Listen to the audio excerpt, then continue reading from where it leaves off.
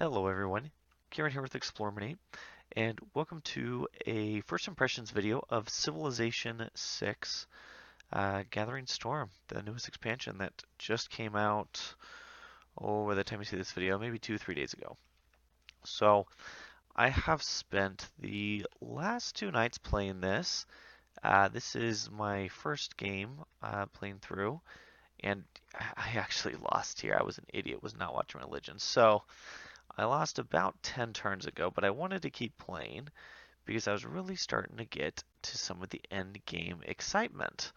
Um, so this video is not going to be a feature video, or I don't nothing really specific. This is going to be my collection of semi-random thoughts on the expansion so far. So, Civilization. Um, honestly, when the game launched, was not a fan. The just it was different, and over time that difference has grown on me. So, uh, with the fact of districts and kind of the unstacking the city, I didn't like how they've done that. But as time has gone on, as I've jumped back in the game the last few months, I've started to appreciate, I think, that design decision a little bit more. For some of you, that might not be the case, but so that's kind of where I was with Civilization a few months ago. Uh, wasn't really impressed with the last expansion. I like the religion overhaul a little bit, and I can't remember any of the other features, honestly. But this one came out, and I was like, oh, sweet. You've got like the global warming, you got your natural disasters, all this cool stuff. And so far, this is really paying off. If you want to get into Civilization 6, like this is the expansion to have, which might be kind of unfortunate because I don't know what everything would cost you if they have a sale going on right now, still or not. But this, for those of you that want to get back into Civ, like, is it worth it? I mean, short answer, yes, I think it is. I'm playing. What's this guy's name? Uh, Mansa Musa. Hopefully, I'm saying that correct. He's one of the new civilizations, and these new civilizations kind of seem overpowered in a fun way. I don't know how that will be to play against them as much, but so this guy's very interesting. I have less production, but you get extra gold from mines. Um, you can buy out districts. There's just a lot of gold synergy here. I kind of went with him because he's the Broken Lords, if you will, of Civ 6. I love the Broken Lords from in this legend. And you get some pretty insane yields. Well, this is Petra. Let's ignore that. So this is just like my city, right? So mines are not like crazy, and you do get that production decrease. But as you can see, I'm generating a ton of gold, and yes, laugh at me, I should not have lost that religion battle. I just got distracted with everything else going on feature-wise. And yeah, so excuse me. Um, a lot of gold. And honestly, by like I want to say 1300 AD, I was pulling like 300 gold a turn or so, and I'm not even maxed trade route. Like, so obviously this is not a maxed game. This is my first real deep dive in here. So, as you see all this unoptimized stuff throughout, it's just because I am like, what is it? Like a dog chasing squirrels. I'm just like, whoa, feature, whoa, what's this do? Let's spam next term to get to this. So, um, let's start with the bad first, because I want to get that out of the way. The bad is I don't know if the global warming stuff really is effective as I think it could or should be. I had this crazy idea, not with this, but it's some future mission to maybe be crazy and try to just pump the world full of fossil fuels, throw up floodgates everywhere, or flood walls like this place. Um, actually finish them, and then sink the rest of the world, right? Like turn it into water world. Right now we are at, let's go to our node tracker, level 3, so water's gone. Uh, Here, let's see. So 1.5 meters, this is 2. I don't know how much it's really going to end up flooding. So we do have some flooding happening here. I do have it coming into here. One right there. But like it has to be like very low lands, and I thought maybe that stuff like this would be flooded before, but it's not. Now, mods may increase this to some degree. I'm not sure what modders will be able to do, but it's kind of a little sad. I would like that to be more potent, perhaps. We'll see. I know I'm only level 3 of what 7, but it's 1.5 meters to 3.5. So we'll see. So far, though, I've been a little let down by the flooding. Also, the AI, I know there have been improvements from what I've read on Reddit and stuff. It seems like it's better, but there was definitely some stupid AI stuff happening. When I was taking Istanbul, for example, a few hundred, well, I don't know, 6 centuries ago, uh, I had my guys here, and I was actually kind of overextending. I was almost done with troops, and they had catapults that they were pushing past me to go attack Buenos Aires, which was my city-state. And they should have just been firing into me and stopped me. So like things like that, still some kind of silly AI things. I've seen videos, not videos, screenshots again online where you have like a city right here and the AI had pumped boats out in here. Like still doing dumb things like that. But that's what it is. This is not going to turn into an AI video. If that's something super important for you, I think you're still going to be waiting for that perfect 4X game, and this is not that. I don't know what that game is, honestly, or if it will ever exist. But, there's that. In terms of combat, this is Prince, so I was able to take this pretty well. I did hit pretty hard, and I did have a tech advantage. This has been my major modern battle going on here. But yeah, so there's a little bit of the bad or the ugly. Now to get to some of the exciting stuff. Um, Geography. And I'm probably going to touch on this in my review because I will be doing the review for this. Um, Other videos, impression pieces, and stuff. The geography just seems to matter so much more in this. And why does that matter? Well, let me contrast this with we'll say any Space 4X out there.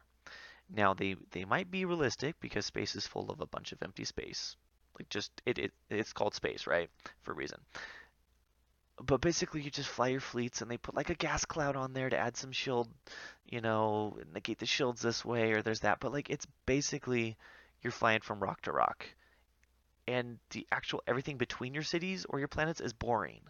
Civilization and any Earth-based or terrestrial-based 4X doesn't fall into that. But what Civ 6 did, it just cranked up the interesting meter on geography.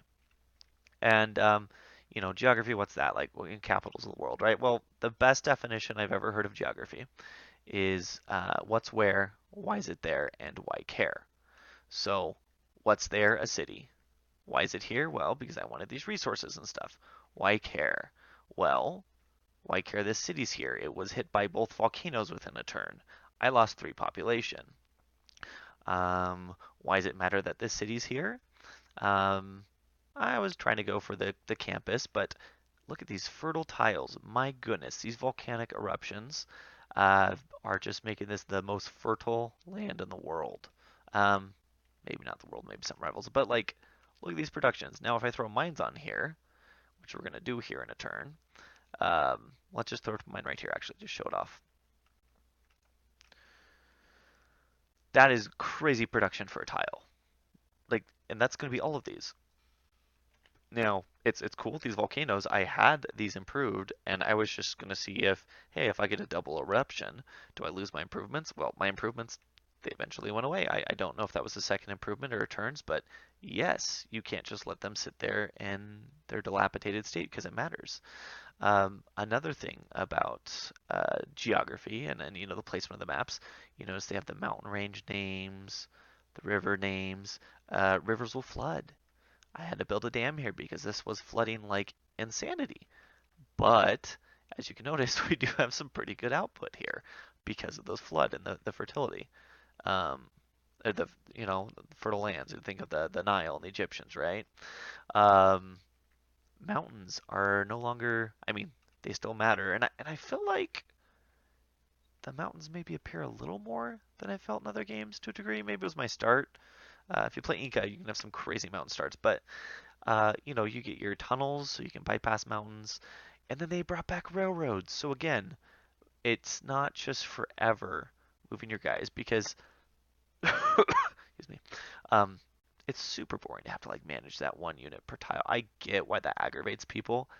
It doesn't aggravate me as much, but believe me, if you're in the I hate the one unit per tile camp, like I understand where you're coming from. Things like railroads, so you can move like really far. Let's demo this if we can. Do we have someone here?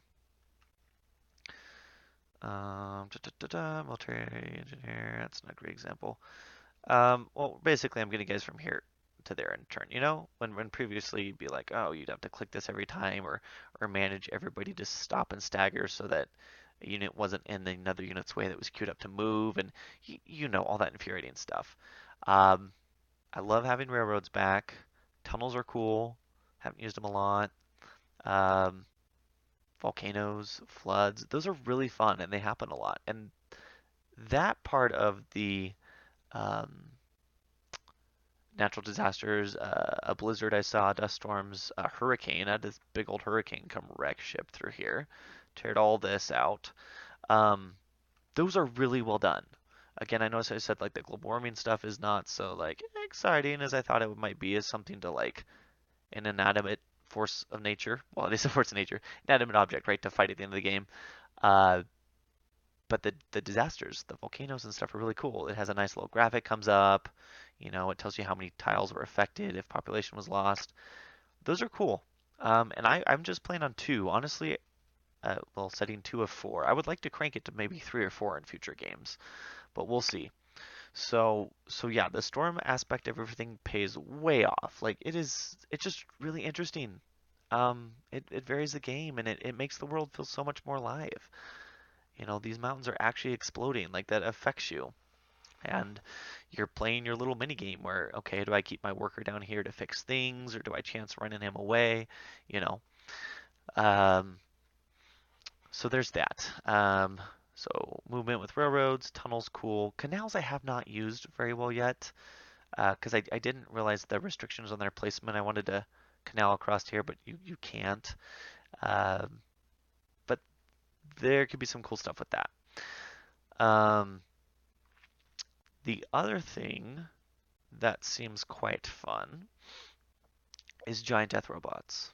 I don't want to show off too much of the future tech, uh, but this guy's pretty cool. He's been quite helpful. Look at that eye. He's going, and he comes in at 130 melee and 120 range strength.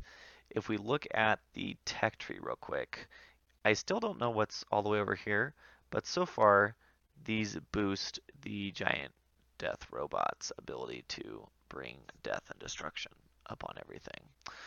Still haven't got nuclear plants. I don't really know why I bypassed that, honestly. Um, and then energy is the other interesting thing that you have to manage, and resources. I really like that change. I was worried I wouldn't like it because in previous Civ games it was like you need one iron to support a swordsman, and like this resource node, right here would give two, so like supports two swordsmen. So like oh, wow, I'm saying like a ton. I'm sorry. You're cruising around with like your two legions, and that's like cool, great, we're done. That's our two legions. We have built every sword we can for the whole Roman Empire, right? Well, not anymore. Now they do provide a set amount every turn. There are policies that can increase that amount that is produced, and then they have a max stockpile. Military districts every new level, so go for like from what is it, barracks to armory to military academy and whatnot, adds 10 to your stockpile possibility. So that makes these a lot more useful because there was a lot of games I really didn't use these. You know, you make a city produce a lot, and you do get, four, five, was it six production, something like that from an armory. I guess we can look real quick once it's all fully decked out.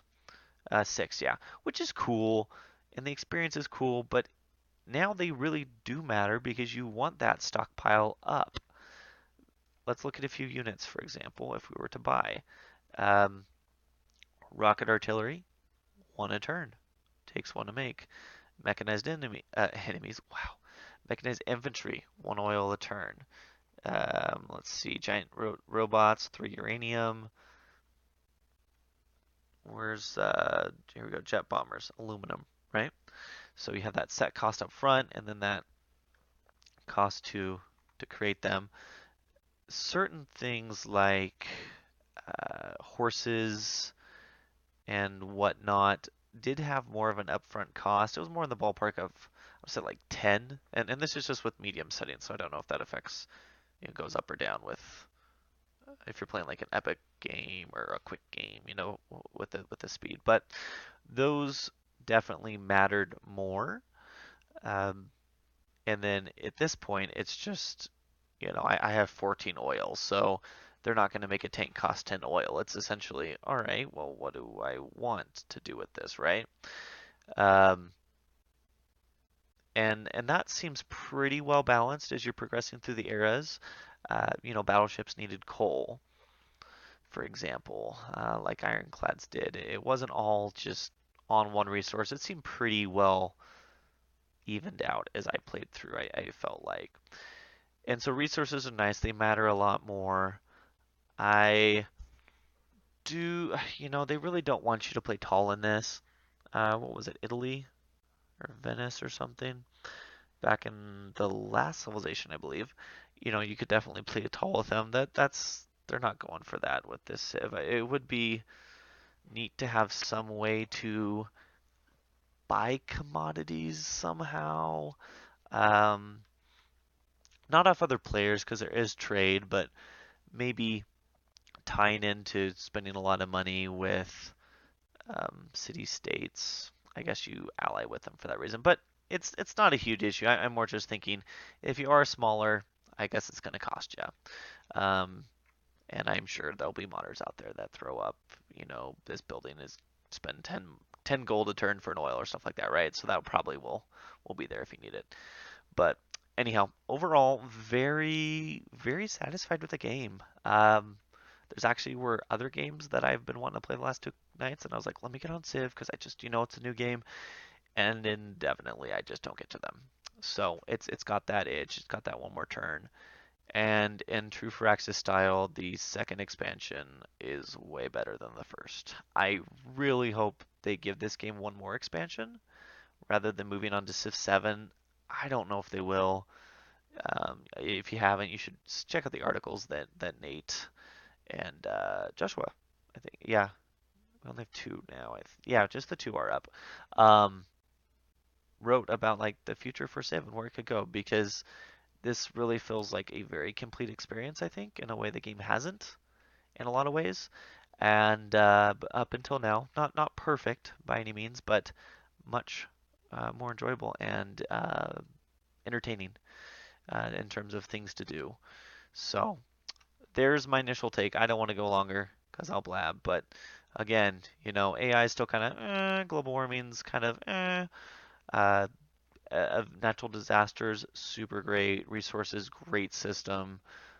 Railroads, canals, mountain tunnels, great. And then giant death robot and whatever else the future tech has to hold. So that's Civ 6 Gathering Storm in a nutshell, just kind of my impressions. But I will keep coverage coming up because I will certainly be playing this game. And let me know what you think in the comments below.